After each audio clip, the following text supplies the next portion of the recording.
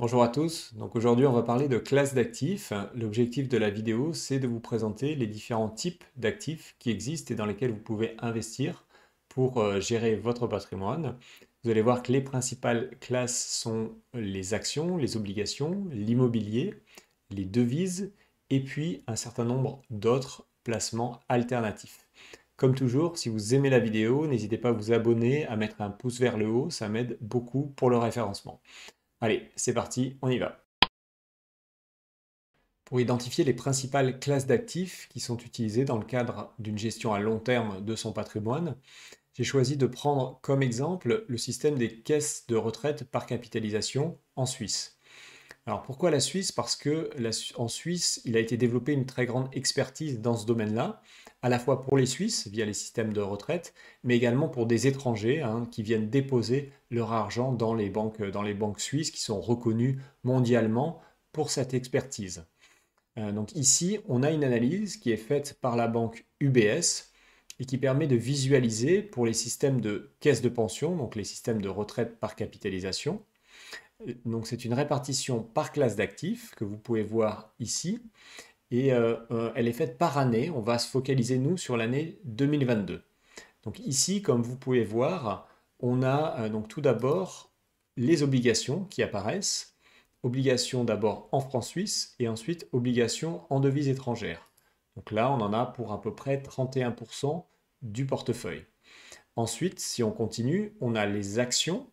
D'abord les actions suisses et ensuite les actions qui sont cotées en dehors de la Suisse. Et là, on va avoir à peu près 29% du portefeuille qui sera dans des actions. Et ensuite, la dernière partie, c'est l'immobilier. On en a pour à peu près 22% du portefeuille. Donc vous voyez qu'avec les obligations, actions et immobilier, on couvre une très grande partie du portefeuille.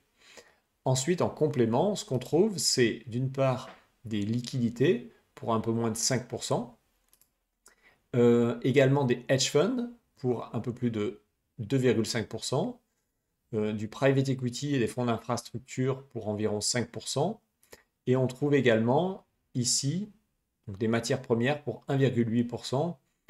Ma compréhension, c'est que là, c'est principalement de l'or qui est acheté sans doute via des ETF. Deux premières remarques assez intéressantes sur ce portefeuille. Donc, vous voyez d'abord qu'au niveau des obligations, les obligations en francs suisses sont très nettement surpondérées par rapport aux obligations en devises étrangères. Donc ça s'explique par le fait que véritablement, on a un risque de change lié à ces obligations en devises étrangères. Le portefeuille ici a une monnaie de référence qui est le franc suisse. Donc les gestionnaires cherchent à maximiser la performance en franc suisse. Et donc si ici on a trop de devises étrangères et qu'on a un franc suisse derrière dont la valeur augmente beaucoup par rapport à ces monnaies-là, eh bien vous allez être impacté directement par la variation de taux de change. Donc ce serait un peu trop dangereux d'avoir trop d'obligations ici qui ne sont pas libellées en francs suisses. Et ce qui est intéressant, c'est que pour les actions, vous voyez que l'effet est inverse. On a beaucoup moins d'actions suisses, environ 9%, que d'actions du reste du monde, plus de 20%. Alors là, il y a plusieurs raisons. D'abord, il y a pas peut-être il y a plus d'actions disponibles en dehors de la Suisse qu'en Suisse, des actions de qualité, ça c'est une première chose. Deuxièmement, on peut avoir une très bonne diversification, même quand on n'est pas sur une action en francs suisses, puisqu'on peut être sur des sociétés qui vont être fortement internationalisées et donc avoir des revenus dans des monnaies, dans de nombreuses monnaies différentes. Et enfin, ce qu'il faut bien noter, c'est que le sous-jacent pour les actions, ben, ce n'est pas une monnaie, c'est l'activité d'une entreprise. Et donc c'est pour ça que le risque de change, de perte de change sur les actions qui ne sont pas libellées en francs suisses est bien inférieur à celui de la perte de change sur des obligations dont le sous-jacent est véritablement la monnaie. Voilà, donc maintenant on a bien identifié les différentes classes d'actifs et on va les détailler une par une. On commence avec les actions. Ce qu'il faut bien comprendre, c'est que les actions sont des titres de propriété. Quand vous détenez une action, vous détenez un certain pourcentage du capital de la société, donc vous allez participer véritablement à la création de richesse de cette société. il y a deux types de sociétés. Vous pouvez en trouver des sociétés cotées ou des sociétés non cotées. Vous avez vu dans les portefeuilles des caisses de pension qu'on a vu juste avant, qu'il y a les deux. On trouve à la fois des sociétés cotées et des sociétés non cotées. Pour ce qui est du non coté, qu'on appelle aussi le private equity, je ne vous cache pas que pour des particuliers, il est souvent difficile d'investir. Parfois, il est tout simplement difficile de trouver des opportunités. Et également, il y a souvent, notamment pour les fonds, des tickets d'investissement initiaux qui sont quand même très élevés, de quelques centaines de milliers d'euros. Et donc, ce sont des actifs qui sont un peu difficiles d'accès pour des particuliers. Moi, personnellement, j'avoue que je n'ai quasiment pas fait véritablement d'investissement en private equity.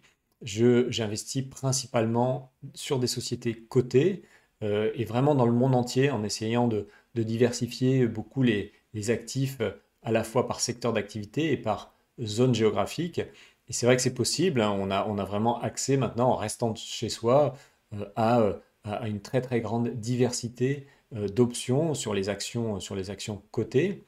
Le marché aujourd'hui des actions cotées représente à peu près 108 trillions de dollars, donc c'est vraiment des montants colossaux. Il y a une étude ici qui a été faite en 2022 et qui justement nous montre la décomposition géographique. Et vous voyez qu'on est vraiment sur toujours les États-Unis qui pèsent la grande majorité, donc 41% de cette capitalisation correspond à des sociétés américaines. On a vraiment énormément de sociétés cotées aux États-Unis.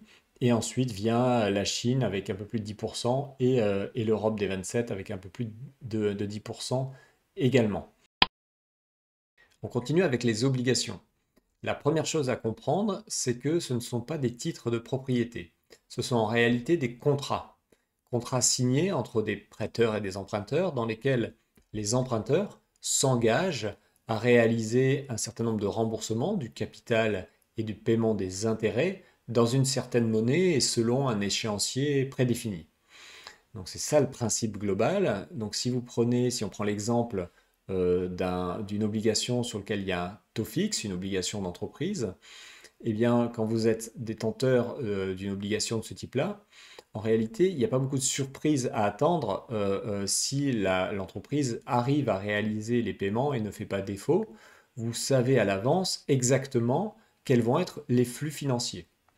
Donc c'est pour ça qu'il n'y a pas cette incertitude et c'est pour ça que de façon générale, on observe une volatilité moins forte sur les obligations que sur les actions. À l'inverse, il y a un point important sur les obligations, c'est la monnaie dans laquelle l'obligation est libellée. Si vous êtes sur une obligation qui n'est pas dans votre monnaie de référence, eh bien dans ce cas-là, il y a un risque de perte de chance, c'est-à-dire de change, c'est-à-dire de baisse de la valeur de la monnaie dans laquelle vous investissez par rapport à votre monnaie de référence, et qui parfois, il peut y avoir des variations très importantes. On l'a vu au cours de la dernière année, on a eu par exemple une baisse de 20% environ de l'euro face au dollar. Donc ça, c'est des choses qui arrivent régulièrement, et c'est donc un sujet à bien prendre en compte quand on fait le choix des obligations dans lesquelles on investit. Donc globalement, il y a deux types d'obligations. Vous pouvez avoir des obligations cotées ou non cotées. Les non cotés, je ne vais pas trop passer de temps dessus puisque ce n'est pas un marché aujourd'hui qui est très développé. Il y a quelques solutions pour des particuliers, mais ce n'est vraiment pas très développé. Le gros du marché, c'est vraiment les obligations cotées, les obligations d'entreprise d'une part, et les obligations souveraines d'autre part, qui sont les obligations émises par les États pour financer leur dette. Donc, globalement, dans chacun des cas, vous allez pouvoir faire des achats en direct de ces obligations ou via un fonds. Alors, je ne vous cache pas que souvent, pour les obligations, il va être beaucoup plus simple pour un particulier d'investir via des fonds. Encore une fois, les tickets d'entrée minimum, quand vous achetez en direct des obligations, notamment pour des grandes entreprises, ils vont souvent être assez élevés et donc pas facilement accessibles. De façon globale, c'est un marché qui pèse, qui est un peu plus gros que le marché des actions cotées, environ 137 trillions de dollars. On voit ici une répartition géographique de ce marché. Une fois de plus, on a les États-Unis qui sont largement devant, avec à peu près 39%. Et ensuite, de la même façon que pour les actions, on voit que l'Europe est au même ordre de grandeur à 19% que la Chine qui est autour de 17%. On passe maintenant à l'immobilier qui est en réalité le marché le plus vaste. Donc vous voyez une taille d'à peu près 320 trillions de dollars. Et notamment à l'intérieur de ces 320, on a 79% qui correspond à de l'immobilier résidentiel, hein, et notamment des maisons qui sont souvent détenues en direct par les particuliers, ce qui explique cette taille extrêmement importante du marché. L'immobilier, ce qu'il faut bien comprendre, c'est que ce n'est pas uniquement des titres de propriété. Quand vous détenez votre résidence principale, bien évidemment, vous avez un titre de propriété. En revanche, il existe d'autres actifs financiers qui ont été créés par les banques notamment, issus de prêts faits dans le cadre de financement de projets immobiliers. Et ces créances sont ensuite titrisées puis revendues à des investisseurs. Et donc là, on est face à des titres de dette avec un collatéral qui ne sont pas des titres de propriété. Donc pour un particulier, il y a deux possibilités de rentrer sur le marché, ou bien d'acheter en direct donc sa résidence principale ou secondaire, ou de faire de l'investissement locatif. Et l'autre possibilité pour un particulier, c'est d'acheter des parts de fonds. Souvent, les parts de fonds qui sont proposées à des particuliers vont être des fonds liés à de l'investissement dans des bureaux, de la location de bureaux, de la location de sites commerciaux qui génèrent un rendement. De façon générale, ce type d'actif va être dans le domaine immobilier moins volatile que des actions, très clairement, hein. Donc il va avoir tendance à stabiliser votre portefeuille. L'autre point intéressant pour un particulier, c'est que quand on détient en direct sa résidence principale ou secondaire, eh bien, ça correspond en quelque sorte à une assurance. C'est-à-dire qu'en cas de coup dur, eh bien, vous possédez un lieu dans lequel vous pouvez aller habiter et pour lequel vous ne payez pas de loyer. Donc c'est vrai que c'est assez rassurant et sans doute assez pertinent dans le cadre d'une gestion de patrimoine. Que reste-t-il comme type d'actifs en dehors des trois principales catégories qu'on vient de présenter? Eh bien, on en a quelques-uns qu'on appelle souvent des placements alternatifs que je vais présenter maintenant. D'abord, on a les métaux précieux, notamment l'or et aussi un peu l'argent. Donc là, qui effectivement est utilisé depuis très longtemps hein, dans les placements patrimoniaux. C'est souvent considéré comme une assurance. Pourquoi? Parce que sur le long terme, sur le très long terme, c'est un métal, l'or, qui a tendance à garder son pouvoir d'achat. Et donc, notamment dans des périodes assez turbulentes sur les marchés ou d'un point de vue géopolitique, il doit vous permettre d'arriver à contrebalancer des baisses que vous avez par ailleurs dans votre portefeuille. Ce n'est pas toujours le cas, mais historiquement, c'est ce qu'on a pu observer. J'ai fait une vidéo complète sur le sujet de l'or. Donc je mettrai le lien juste en dessous en description. Si vous souhaitez en savoir plus sur l'or, n'hésitez pas à aller consulter cette vidéo. Ensuite, on a vu les hedge funds. Donc ça, c'est une catégorie d'actifs qu'on a vu dans les caisses de pension retraite. J'ai expliqué que c'était assez difficile d'accès hein, pour les particuliers. Pour vous expliquer de quoi il s'agit, donc il y a différentes catégories, différentes stratégies. La plus connue, donc c'est une stratégie qu'on appelle long short sur des actions, long short equity. Donc ça veut dire quoi? Ça veut dire qu'à l'intérieur du hedge fund, vous avez donc des positions de paris à la hausse et à la baisse sur des actions.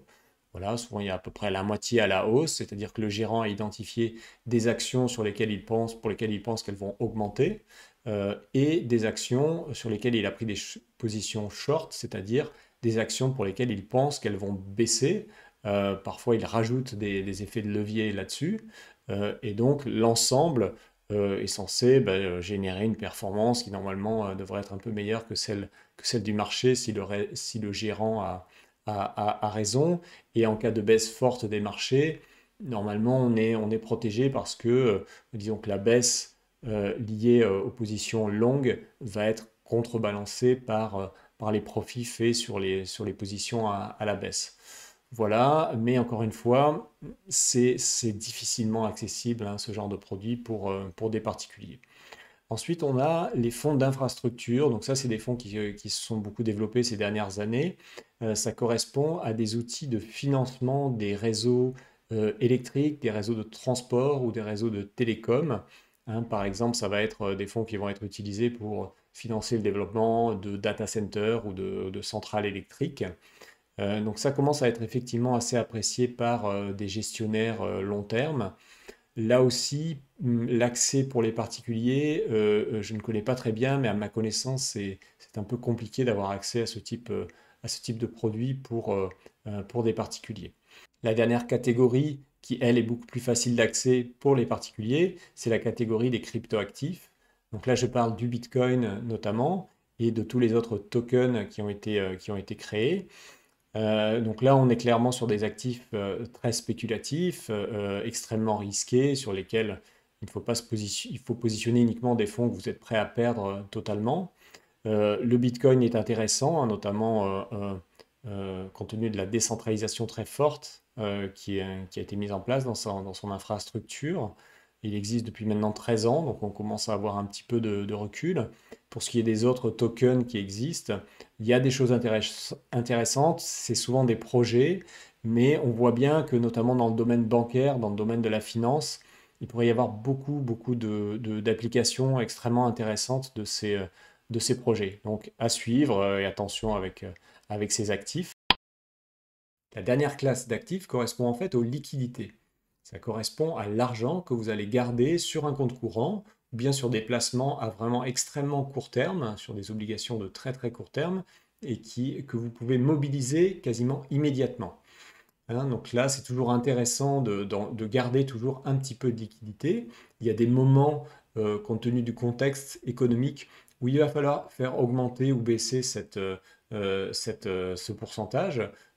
Par exemple, dans des moments très tendus où vous pensez qu'il risque d'y avoir un crack sur les marchés, c'est toujours intéressant d'essayer de faire augmenter un petit peu sa part de liquidité pour le moment venu pouvoir saisir des opportunités intéressantes sur le marché. Alors là, les deux seules questions à se poser, c'est quelle devise on doit choisir pour placer ces liquidités. Est-ce qu'il faut diversifier ces liquidités entre plusieurs devises? Alors pour répondre à cette question, la première chose, c'est qu'il faut arriver à définir sa monnaie de référence. La monnaie de référence, c'est par définition la monnaie dans laquelle on va calculer la performance de son portefeuille. Et pour la déterminer, cette monnaie de référence, globalement, la question à laquelle vous devez répondre, c'est dans quelle monnaie vont être vos principales dépenses dans le futur. Donc globalement, c'est dans quel pays vous allez habiter, et est-ce que vous allez devoir faire un achat important, par exemple d'une maison, et si oui, dans quel pays, dans quelle monnaie. Répondre à ces questions, ça va vous donner votre monnaie de référence. Une fois que vous avez cette monnaie-là, pour simplifier, on va dire qu'il y a deux cas de figure. Ou bien votre monnaie de référence est une monnaie que vous estimez comme étant une monnaie assez faible, pas très stable, peut-être émise par un État qui n'est pas bien géré. Et bien dans ce cas-là, effectivement, vous allez devoir diversifier de manière significative votre exposition à d'autres monnaies que vous identifiez comme étant plus fortes sur le long terme que votre monnaie de référence, parce qu'il y a un risque, hein, de baisse de votre monnaie par rapport à des monnaies d'autres pays. Et il y a l'autre cas plus favorable où vous êtes sur une monnaie de référence qui, elle, est selon vous beaucoup plus forte, qui a démontré sa stabilité sur le long terme. Et là, dans ce cas-là, vous allez pouvoir garder majoritairement cette monnaie dans vos liquidités, éventuellement faire un petit peu de diversification, mais ce ne sera pas trop nécessaire dans ce type de situation. Vous vous posez maintenant sûrement la question de la performance de ces classes d'actifs les unes par rapport aux autres. Et on va regarder ça sur cette analyse. Donc là, justement, vous pouvez voir de façon comparative les performances. Alors, on est vraiment sur une durée très longue, hein, il y a plus de 200 ans d'historique, où on voit simplement des devises, le dollar en l'occurrence, l'or, les obligations souveraines américaines, des obligations d'entreprise et les actions. Donc vous voyez qu'on a comparé en partant de 1 dollar investi en 1802 jusqu'à à peu près aujourd'hui. Et ce qu'on peut voir, c'est on a une échelle logarithmique ici hein, de ce côté-là. Donc on a véritablement sur le long terme une performance qui est bien supérieure du compartiment action par rapport à toutes les autres classes d'actifs.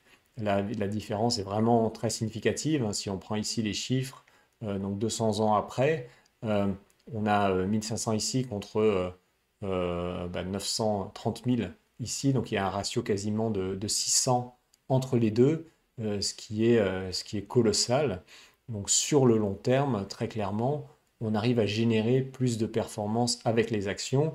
Ici, vous voyez que on a les données, hein, donc tout ça est calculé en données réelles, c'est-à-dire après avoir décompté l'inflation. Et vous voyez qu'en termes réels, on est à 6,7% hein, de rendement annuel sur les actions, alors qu'on est sur les obligations à seulement 3,5. Et c'est vrai que l'effet cumulatif de ces performances plus élevées sur les actions fait que sur le très long terme, on a eh bien une performance bien supérieure de ce compartiment.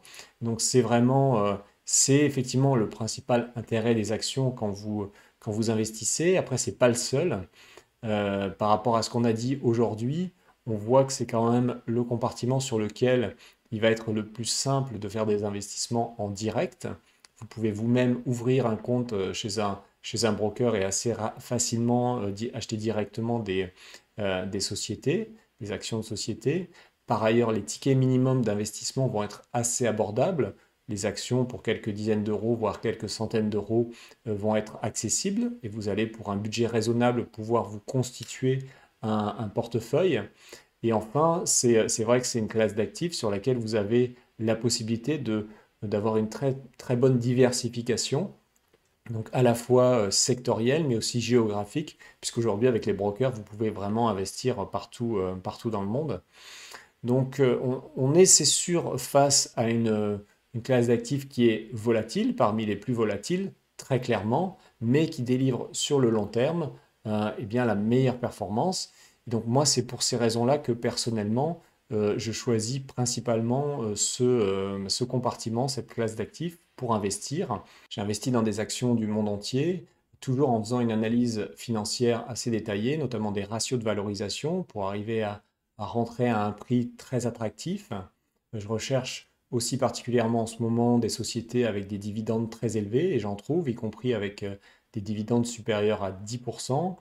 Et c'est vrai que je me focalise beaucoup sur les sociétés qui sont plutôt des small cap, hein, c'est-à-dire des sociétés sur lesquelles on va souvent avoir plus d'opportunités parce que moins de concurrence. On va moins être en concurrence avec les très grands investisseurs institutionnels internationaux. Et donc, il y a plus d'opportunités dans ce genre de situation. Donc, si vous voulez en savoir plus sur la façon dont j'investis, sur les techniques que j'utilise, ben, n'hésitez pas à vous inscrire. Le lien est juste en dessous à ma newsletter mensuelle gratuite pour en savoir plus. Voilà, je vous remercie beaucoup de votre attention et je vous dis à très bientôt. Ciao. Merci beaucoup pour votre attention. Si vous avez aimé la vidéo, mettez un pouce bleu, abonnez-vous, ça m'aide beaucoup pour le référencement. Par ailleurs, si vous voulez en savoir plus, vous pouvez vous abonner à ma newsletter gratuite. Le lien est situé juste en dessous de la vidéo. Je vous remercie encore et je vous dis à très bientôt. Ciao.